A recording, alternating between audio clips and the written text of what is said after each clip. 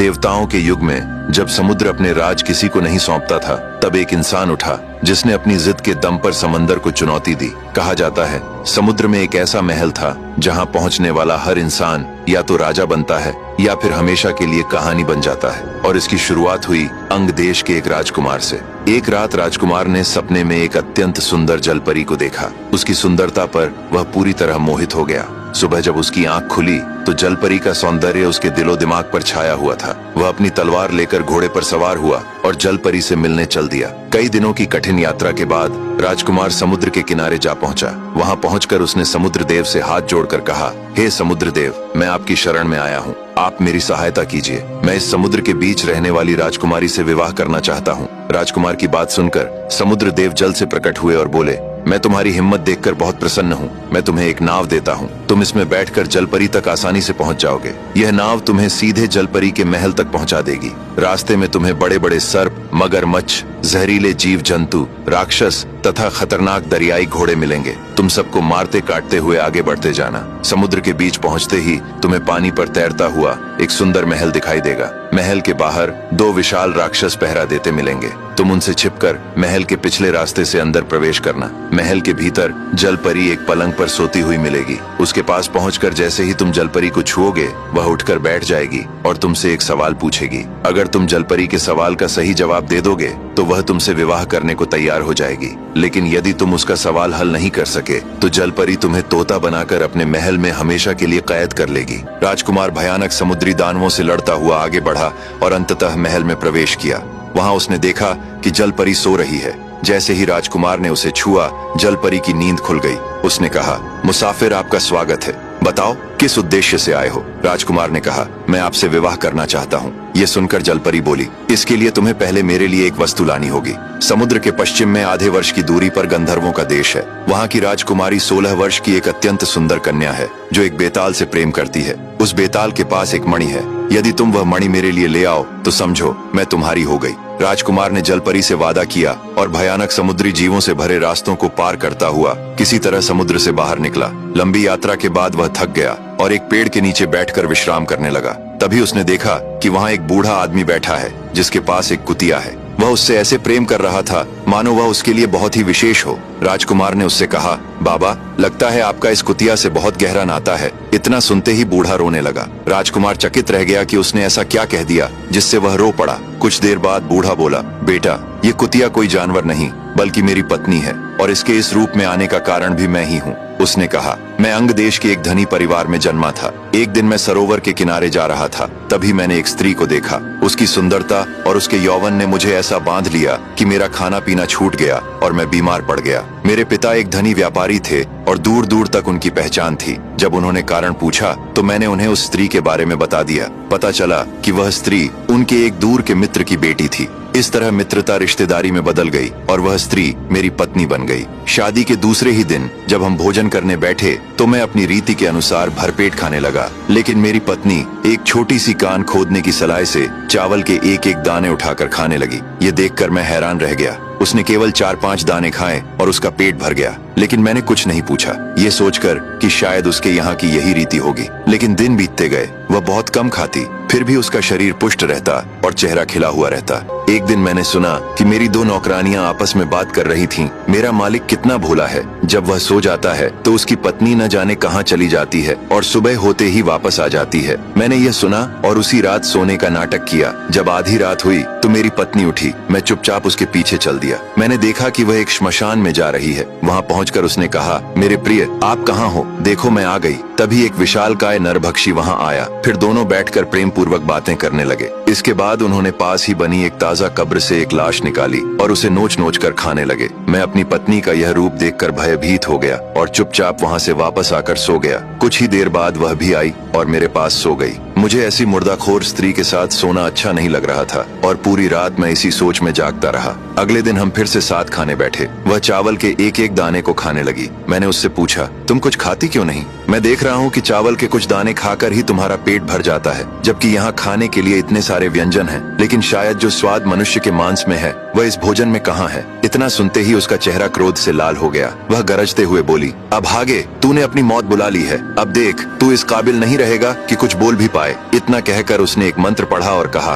तू इंसानी देह छोड़कर एक कुत्ता बन जा। मेरा रूप बदल गया और मैं रोने लगा। उसने मुझे डंडे से बहुत मारा, लेकिन किसी तरह मैं वहाँ से भाग निकला। अगर मैं नहीं भागता तो शायद मेरे प्राण ही निकल जाते। मैं भटकते भटकते एक व्यापारी के घर पहुँचा। वह व्यापारी भला इंसान था। उसने मुझे कुछ रोटियां खाने को दी और मैं उसके घर में रहने लगा। एक रात मैंने देखा कि आधी रात को व्यापारी की पत्नी चुपचाप निकल गई। मैंने भी उसका पीछा किया। वह एक बाग में पहुंची जहां एक तंदुरुस्त नौजवान युवक आया। दोनों प्रेम पूर्वक बातें करने लगे। फिर उन्होंने संबंध बनाए और सुबह होने से पहले वह वापस लौट आई। ये देखकर मैं हैरान रह गया। मेरा दुख तो मेरी पत्नी के कारण पहले से ही था, पर वह बेचारा व्यापारी भी मुझसे कम अभागा नहीं था। यह सिलसिला कई दिनों तक चलता रहा। एक रात जब वह स्त्री अपने प्रेमी के पास पहुंची तो देखा कि वह युवक जमीन पर पड़ा हुआ है। उसने उसे पुकारा, पर वह कुछ नहीं बोला, क्योंकि उसे सांप ने काट लिया था और उसकी मृत्यु हो चुकी थी। यह सब पास के एक पीपल के पेड़ पर बैठा एक पिशाच देख रहा था। उसी समय वह पिशाच उस युवक के शरीर में प्रवेश कर गया और फिर उसी रूप में उस स्त्री के साथ प्रेम करने लगा। थोड़ी ही देर बाद उसने स्त्री की नाक काट ली। वह चीखती हुई वहां से भागी और घर आकर देखा कि उसका पति गहरी नींद में सो रहा है और वह चुपचाप उसके पास लेट गई। कुछ देर बाद वह जोर जोर से रोने लगी। आसपास के सभी लोग इकट्ठा हो गए। तब स्त्री ने कहा, इन्होंने मेरी नाक काट दी है। व्यापारी बार बार कहता रहा कि उसने कुछ नहीं किया, लेकिन यह बात राजा तक पहुंच गई।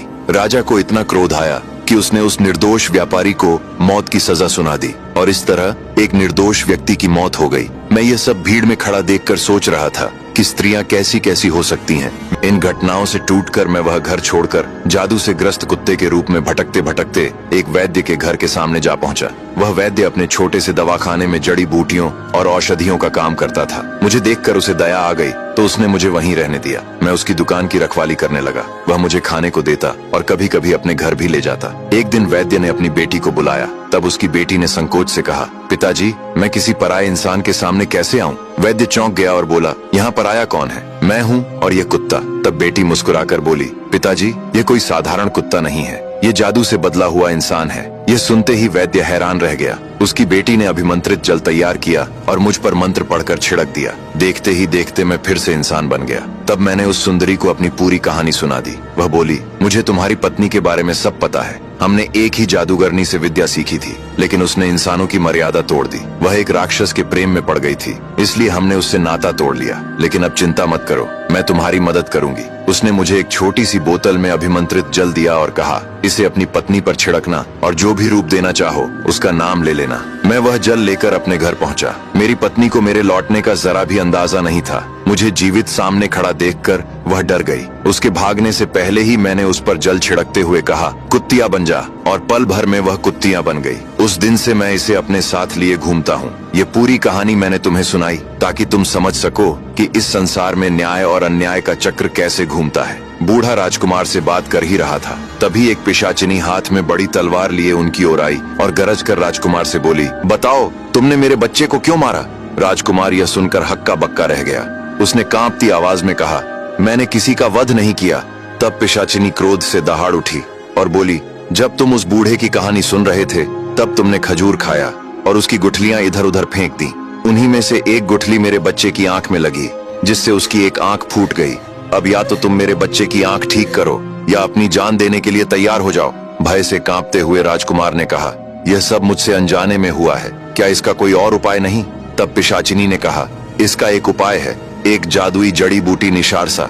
यह जड़ी साल में केवल एक बार पूर्ण चंद्रमा की रात को खिलती है, लेकिन वह किसी साधारण जगह पर नहीं, वह 7 पहाड़ों के पार और समुद्र की गहराइयों के नीचे बसे एक प्राचीन और रहस्यमय लोक सप्तशैल समुद्र लोक में छिपी है। प्राचीन ग्रंथों में लिखा है कि वहाँ जादू और प्रकृति एक दूसरे में घुले हुए हैं। निशारसा की रखवाली एक रहस्यमयी बिस्कन्या करती है और उसे पाने के लिए कई जादुई पहरेदारों और घातक चुनौतियों से गुजरना पड़ता है। अगर उसे तुम ले आओ तो मेरे बच्चे की आंख ठीक हो जाएगी। राजकुमार ने दृढ़ स्वर में कहा, मैं वह जड़ी बूटी अवश्य लेकर आऊंगा। यह कहकर वह उस जादुई जड़ी बूटी की खोज में निकल पड़ा। चलते चलते रात हो गई। थकान से चूर होकर वह एक पेड़ के नीचे सो गया, लेकिन जब उसकी आंख खुली तो वह पिंजरे में कैद था। पास के कबीले के लोग उसे पकड़कर ले आए थे।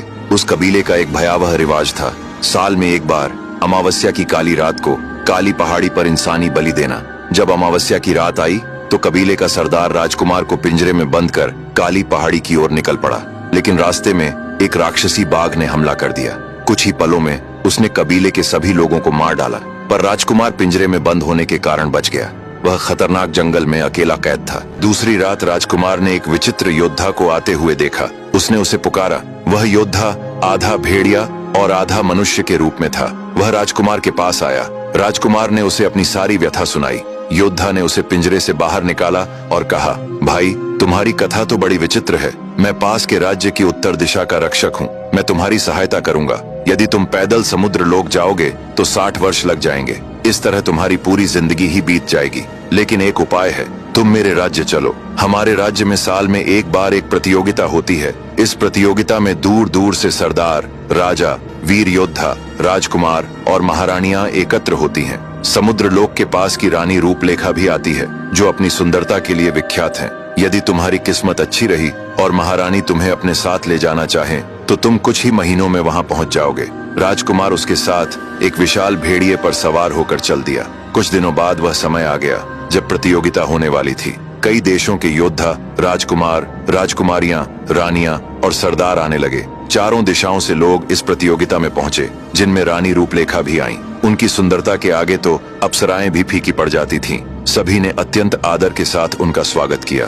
फिर तरह तरह की प्रतियोगिताएं हुईं, जिनमें दूर दूर से आए योद्धाओं ने खूनी खेल खेले। प्रतियोगिता समाप्त होते ही उस योद्धा ने राजकुमार का रानी रूपलेखा से भेंट कराया और उसके बारे में सब कुछ बताया। रानी एक पल के लिए चुप रही, फिर न जाने क्यों उन्होंने कहा, ठीक है, मैं तुम्हें अपने साथ ले चलूंगी, लेकिन वहाँ किसी जीवित इंसान को ले जाना आसान नहीं है। रास्ता बहुत ही खतरनाक है। हर कदम पर मौत इंतजार करती रहती है। यदि तुम्हारा भाग्य सही रहा तो तुम वहाँ पहुँच जाओगे। 5 दिन की यात्रा के बाद समुद्र के द्वार पर रानी पहुंची। रानी को समुद्र प्रेत ने रोकते हुए कहा, महारानी, इस समुद्र में जिंदा इंसान नहीं प्रवेश कर सकता है। अगर इसे ले जाना चाहती हो तो मुझे आपकी जीवन छाया चाहिए। रानी रूपलेखा कुछ क्षण मौन रही, फिर उन्होंने अपने पैरों के पास बहते जल में हाथ डाला। पानी से एक धुंधली काली नीली परछाई निकली, जो बिल्कुल उन्हीं जैसी थी। वह छाया जलप्रेत के भीतर समा गई। फिर रानी राजकुमार को लेकर आगे बढ़ गई। भयानक समुद्र में कई दिनों की यात्रा के बाद वह अपने राज्य में पहुंची। उन्होंने राजकुमार से कहा, तुम मेरे राज्य में ठहरो। पूर्ण चंद्रमा के दिन वह जड़ी बूटी खिलती है, लेकिन उसे पाने की एक विधि है। जब वह जड़ी बूटी खिलेगी तो उसके चारों तरफ विष करने वाला जादू उसकी रक्षा करता रहेगा। वह जादू सिर्फ विषकन्या के सामने होने पर ही समाप्त होता है, और अगर किसी ने उसे छूने की कोशिश की तो वह विष के जादू से मारा जाएगा। इसलिए तुम चुपके से विषकन्या के महल में प्रवेश करना और सोती हुई विषकन्या का गला काट देना, क्योंकि अगर वह जाग रही होगी और तुमने उसकी आंखों में देख लिया तो तुम पत्थर बन जाओगे। उसने कई मुसाफिरों को पत्थर बनाकर अपने महल में कैद कर लिया है। फिर उसके कटे हुए सिर को लेकर जड़ी बूटी के पास जाना, उसके सिर को जड़ी के सामने रखना। इससे जादू का असर खत्म हो जाएगा और तुम उसे आसानी से लेकर आ सकोगे। राजकुमार ने सारी बातें जान ली और निकल पड़ा। विषकन्या पलंग पर सो रही थी। राजकुमार ने ऐसा वार किया कि उसका सिर एक ही बार में धड़ से अलग हो गया। फिर उसने उस सिर को जड़ी बूटी के सामने ले जाकर रखा। जैसे ही ऐसा किया, जड़ी बूटी की जादुई घेरा टूट गई और राजकुमार उसे लेकर रानी के पास पहुंचा। यह जानकर रानी बहुत खुश हुई कि राजकुमार वापस आ गया है। फिर उन्होंने अपनी एक रक्षिका को आदेश दिया कि राजकुमार को सुरक्षित उसके देश छोड़कर आओ। रक्षिका के साथ यात्रा करके राजकुमार 7 दिनों बाद अपने राज्य में पहुंचा। फिर वह जड़ी बूटी लेकर पिशाचिनी के पास गया। उसे पाकर पिशाचिनी बहुत खुश हुई। उसे लगाते ही उसके बच्चे की आंख ठीक हो गई। फिर राजकुमार बेताल की मणि की तलाश में आगे बढ़ गया। चलते चलते वह थक गया और एक पेड़ की छांव में आराम करने लगा। तभी उसे किसी स्त्री के रोने की आवाज सुनाई दी। राजकुमार ने ध्यान दिया कि यह आवाज पास में बने एक कब्रिस्तान से आ रही है। वह तुरंत वहां पहुंचा और जमीन की मिट्टी हटाने लगा। मिट्टी के नीचे एक सुंदर स्त्री दबी हुई थी। राजकुमार ने उसे बाहर निकाला और पूछा, हे देवी, आप कौन हैं और आपकी यह दशा कैसे हुई? स्त्री ने कहा, मुसाफिर, मेरी कथा बहुत दुखद है। मैं एक साहूकार की बेटी हूँ। मेरा विवाह एक व्यापारी के पुत्र से हुआ था। हम दोनों प्रेम पूर्वक जीवन व्यतीत कर रहे थे। एक दिन हमारे घर एक नौजवान योगी आया। वह गंधर्व देश का निवासी था। उसकी पत्नी का नाम रूपसेना था, जो अत्यंत सुंदर थी। एक रात योगी अपनी पत्नी के साथ घर की छत पर खुले आकाश के नीचे सो रहा था। तभी आकाश में विचरण करता हुआ एक गंधर्व वहां आया। वह रूपसेना की सुंदरता पर इतना मोहित हो गया कि उसे अपने साथ उड़ाकर ले गया। जब योगी की नींद खुली और उसने अपनी पत्नी को न पाया तो वह गहरे शोक में डूब गया और मरने को भी तैयार हो गया। लेकिन लोगों के समझाने पर उसने धैर्य रखा और अपनी पत्नी की खोज में भटकने लगा। इसी भटकन में वह मेरे द्वार पर पहुंचा। उसे भूखा देखकर मैंने उसे एक कटोरा भरकर खीर दी। फिर वह उसे पास के सरोवर के किनारे ले गया। कटोरा एक पेड़ के नीचे रख दिया और सरोवर में हाथ मुंह धोने चला गया। उसी समय एक चील एक सांप लेकर वहां आई और उस पेड़ की डाल पर बैठकर सांप को खाने लगी। सांप के मुंह से जहर टपक कर खीर के कटोरे में गिर गया। योगी को इसका कुछ भी पता नहीं था। उसने वही खीर खा ली। जहर का असर होते ही वह तड़पने लगा और दौड़ता हुआ मेरे घर आया। वह बोला, तूने मुझे जहर दे दिया है। इतना कहते ही वह मेरी चौखट पर गिर पड़ा और उसकी मृत्यु हो गई। तभी आसपास के लोग इकट्ठा हो गए और मुझे योगी की मृत्यु का दोषी मानकर यहाँ लाकर जमीन में गाड़ दिया। पर शायद ऊपर वाले को मेरी बेगुनाही पता थी, इसलिए आप समय पर यहाँ पहुँच गए। यह सब सुनकर राजकुमार ने स्त्री को आश्वासन दिया कि वह उसे सुरक्षित उसके घर पहुँचा देगा। कुछ दिनों की कठिन यात्रा के बाद दोनों उसके घर पहुँचे। घर पहुंचकर स्त्री ने राजकुमार से पूछा, आप किस उद्देश्य से निकले हैं? तब राजकुमार ने बताया कि उसने स्वप्न में एक सुंदर जलपरी को देखा था और उससे विवाह करने की अभिलाषा लेकर समुद्र देव से सहायता मांगी। समुद्र देव की कृपा से वह जलपरी तक पहुंचा, पर जलपरी ने एक कठिन शर्त रख दी। विवाह तभी संभव होगा जब वह बेताल लोक के राजकुमार की सिर की मणि उसे लाकर देगा। उसी मणि की खोज में भटक रहा हूँ। यह सुनकर स्त्री बोली, तुम्हारा मार्ग अत्यंत दुर्गम है, पर मैं तुम्हारी सहायता अवश्य करूंगी। हर वर्ष बेताल लोक में एक भयानक प्रतियोगिता होती है जिसमें आसपास के योद्धा और राजकुमार भाग लेते हैं। वे एक दूसरे से युद्ध करते हैं और जो योद्धा पराजित हो जाता है वह विजेता का दास बन जाता है। यदि तुम इस बार उस अजेय योद्धा को परास्त कर सको तो वह तुम्हारे अधीन हो जाएगा। तब तुम चाहो तो उसकी जान ले सकते हो या केवल मणि प्राप्त कर सकते हो। पर आज तक कोई भी उसे पराजित नहीं कर पाया है, लेकिन इस कार्य के लिए मेरे पास तुम्हारे लिए कुछ है। उसने आगे बताया कि जब वह गंधर्व देश में रहती थी तब गंधर्वों के गुरु उसके घर आए थे। उसने उनकी निष्ठा से सेवा की थी। प्रसन्न होकर उन्होंने उसे वरदान मांगने को कहा था जिसे उसने भविष्य के लिए सुरक्षित रखा था। आज वह समय आ गया है। यह कहते हुए उसने थोड़ा सा जल लिया और भूमि पर छिड़क दिया। क्षण भर में गंधर्व देव प्रकट हो गए। स्त्री ने विनम्रता से कहा, गुरुदेव, मेरा वरदान यह है कि यह राजकुमार बेताल लोक के युद्ध में विजयी हो। गंधर्व देव ने नेत्र बंद किए और एक दिव्य गंधर्व योद्धा की आत्मा को प्रकट किया और उस आत्मा को उन्होंने राजकुमार के भीतर प्रविष्ट कर दिया। फिर आशीर्वाद देते हुए कहा, तुम्हारी विजय निश्चित है। यह कहकर वे अंतर्ध्यान हो गए। फिर राजकुमार ने उस स्त्री को धन्यवाद दिया जिसने उसकी सहायता की थी और अपने लक्ष्य की ओर बढ़ गया। उत्तर दिशा के दुर्गम पथों को लांघता हुआ वीर राजकुमार बेतालीन के रहस्यमय देश में पहुंचा। वह देश धुंध, तंत्र और मौन से घिरा था, जहां सूर्य भी संकोच से प्रकाश देता था। राजकुमार वहीं ठहर गया, उस महान प्रतियोगिता की प्रतीक्षा में जिसके विषय में कहा जाता था कि वह भाग्य और मृत्यु दोनों का निर्णय करती है। नियत दिन पर चारों दिशाओं से असंख्य योद्धा एकत्र हुए। रणभूमि में शंखनाद हुआ। युद्ध प्रारंभ होते ही धरती रक्त से लाल हो उठी। एक एक कर सभी योद्धा पराजित होते चले गए और अंत में केवल वही शेष रहा, वैशाली का मणिधारी बेताल योद्धा जिसकी मणि में प्रेतलोक की शक्ति समाई थी। तभी राजकुमार रणभूमि में उतरा। घोर युद्ध हुआ, आकाश कांप उठा, दिशाएं थर्रा गईं और अंततः बेताल योद्धा परास्त हुआ। नियमों के अनुसार पराजित योद्धा विजेता का दास बन गया, परंतु राजकुमार ने न रक्त मांगा न जीवन। उसने केवल वह मणि मांगी जो शाप और शक्ति दोनों का केंद्र थी। विवश होकर बेताल ने उसे अपनी मणि सौंप दी। राजकुमार उस मणि को लेकर महीनों तक अज्ञात वनों, निर्जन पर्वतों से होता हुआ अपने राज्य लौटा, किंतु उसका उद्देश्य अभी अधूरा था। वह उस अथाह समुद्र की ओर चला जहां लहरों के पार जलपरी का जादुई लोक स्थित था। समुद्र तट पर पहुंचकर उसने समुद्र देव को पुकारा। तब समुद्र देव प्रकट हुए और उसे एक दिव्य नौका प्रदान की। उसी नौका पर सवार होकर राजकुमार ने क्रुद्ध समुद्री राक्षसों, सर्पों और भयानक भंवरों को पार किया और अंततः जलपरी के महल तक पहुंचा। राजकुमार को जीवित देखकर जलपरी की आंखों में वर्षों से कैद आशा जाग उठी।